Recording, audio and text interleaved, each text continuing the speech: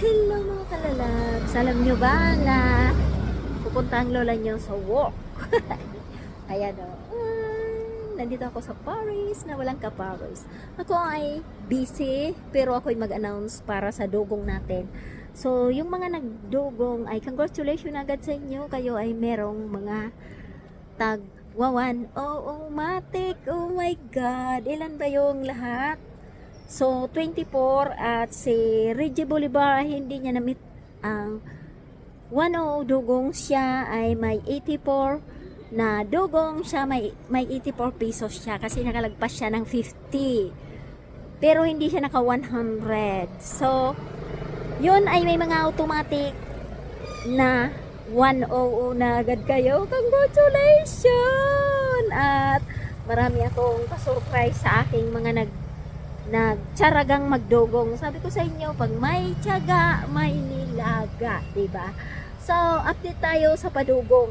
Tag 100 matic. So, 10 Villararbo, 100 Noli de Leon, tagwa 100 sila, Scarlett Baldunasa, Jingkay, Marie Isabel, Jesus Kasag, and Anakama, naka 500 sila naka 500 sila, more na dugong.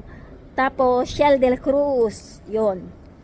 And Mona Tatwala and Prianads Agaitro, Grace Lizardo Ricaport, and sino pa yon? Marami sila. Napost ko na to dyan. So, Grace Lizardo Ricaport, Randy Regil, Catherine Nir, Jenjen Duterte, Nilia Cano, Cyril Gini Dalumpinis, Francisco Dalumpinis. Ay, ang haba kasi nito eh.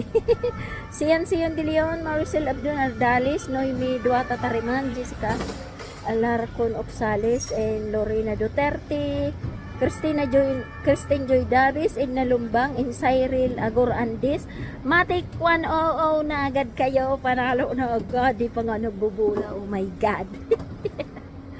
Tapos, si Reggie Bolivar ay nasa baba siya kasi naka-80 for dugong lang siya. So, siya ay hindi pwedeng bigyan ng 100 kasi hindi niya naman na-meet ang 100. So siya ay may 80 for dugong. So, siya ay may 84 pesos. Okay? PHP. So, congratulations! Abangan nyo pa ang ulit kong video at may pa-surprise pa, plus pa.